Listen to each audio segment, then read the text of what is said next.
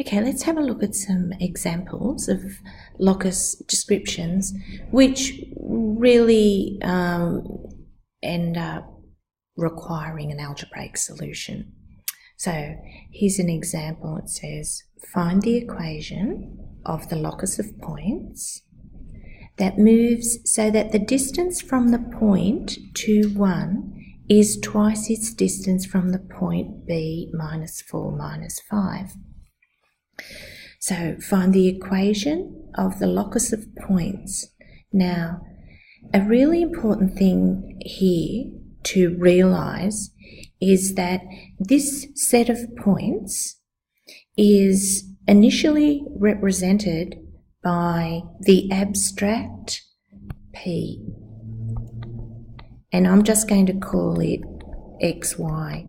You know, when you write an equation for the equation of a straight line, you write y equals mx plus b. You're talking about a set of points x and y. Or you talk about a parabola, y is ax squared plus bx plus c. Still, you're talking about points x and y. That's what this, I suppose, written word, locus of points, that's how we represent that algebraically. This is how you introduce an x and y actually into an equation. So find the equation, really, now we could interpret that in terms of x and y of points that move such that the distance, extremely important to have registered, we're going to use the distance formula, from this point is twice the distance, again, to this point. Okay, I've said there in the beginning of the solution, and this is how you will always start. You will always start like this. Let P, x, y be the point on the locus. So that is stating that we're going to write our equation in terms of x and y. And yeah, it's abstract x and y because there are an infinite number of these. So I'm just going to call them x, y for now. So yeah, like it says here, defining P allows us to generate an equation involving x and y, which is how we best understand the representation in the algebraic form. Now, we could attempt to sketch that. Let's have a go. What's going on here? So draw your x, y, quickly below, I don't know where P is. Find 2, 1, go across 2 and up 1. So this is A. And B is minus 4. Oh, I might need to extend this down a bit. And down minus 5. Let's say right down here is minus 5. And so we've got the point B. So I want just if I can identify one, that'll be a good start. So that its distance from A is twice its distance from B. Well, maybe about distance from A is twice its distance from B, maybe about there. Distance from A looks like twice the distance from B. Is there another point? Well, there will be. There will be an infinite number of points. What do they look like? If I move up here, yeah, maybe another one there. What about down in this direction? Maybe here-ish. I'm not really getting a sense. Maybe it's a straight line. I'm not really sure. And because I'm not really sure, I go to my algebraic method. So how do I get started algebraically? I go back to the description. The equation of this locus of points that moves such that the distance from P, really, my point P, to A, the distance P to A, and I'll just write a little d there, for that distance is twice the distance from P to B. This is the very beginnings of your formation of an equation. Now, my understanding now is that P is x and y, A is 2 and 1, and B is -4 and -5. Now, remember me saying that when we're talking distance, we don't really want to have a square root. We understand that the distance formula has a square root in it. We don't want to have a square root. So we're going to, before we even start, we're going to square both sides. Now be careful.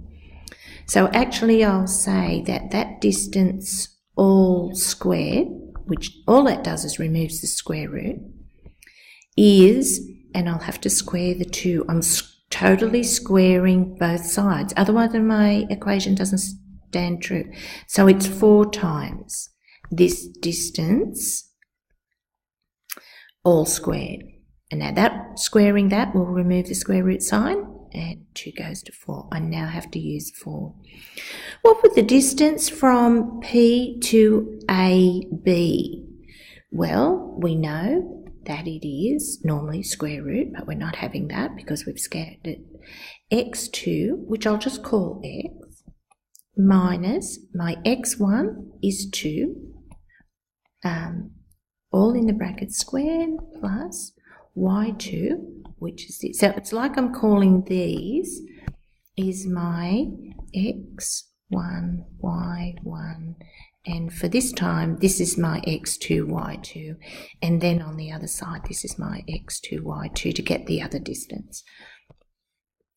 So it's y minus 1, all in the bracket squared, plus 4 times, and it would be x plus 4, all in the bracket squared, plus y minus that is a plus, all in the bracket squared. I might pause the video and do the algebra on that now. Okay, so squaring this bracket, square the first, twice the product of the 2, square the last, square this out, and I'm really sorry, I don't know why I had a plus sign, I think there should have been an equals. Equals, because that's what was written back here. 4 times square that. Hopefully I haven't made any mistakes. All I've done in the next line is I've put these together. I've got some y squareds and y terms. I just put the 4 and the 1 together to make 5. Expanded this bracket. 4x squared and 4 8s at 32. I've left the 16 and the 25, but 4 16s is 64 and 4 25s are 100, so it's 164. And our y squared, 4 times y squared and 4 times 10y is 40y. I'm going to bring all the terms to one side. So 4x, and that will be minus x squared, so it's 3x squared. 32x and plus 4 gives me 36x. I'll then move on to my y squareds, and I had 4y squared subtract 1 is 3y squared,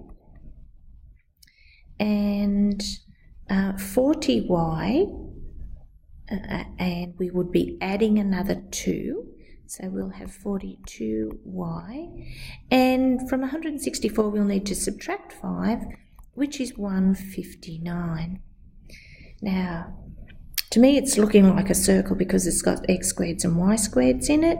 I don't like this 3, and in fact I could divide both sides by 3. Let's take 3 out as a common factor. So we'll have x squared, 12x, plus y squared, plus, what's that, 14y, is it? 1, 3, 4 is a 12, and 53. Okay, so this is now, it's looking like it has to be a circle because it's got x squared and y squared. Again, I'm going to pause the video and do completing the square to make this more understandable as a square, or in the format of the equation of the circle. So you can see that I've added in 36 for, this is twice the product of the two, so 6 squared, 14y, half 14 is 7, squared is 49. Now I've added these two in so that I could complete the square, but if I've added them in, I must subtract them. And that gives me x plus 6 all squared, y plus 7 all squared, minus 32, but I would in fact take the 32 to the other side, and it would be plus 32, which remember is r squared. 32 is the radius squared, so the radius is square root 32, and this is the equation of a circle, centre minus 6 minus 7. So there's quite a lot in that algebraically, but that's how we've turned a worded description into an equation, and it represents a relationship that we have previously dealt with and understand. I'll stop the video there and do the next example in another video.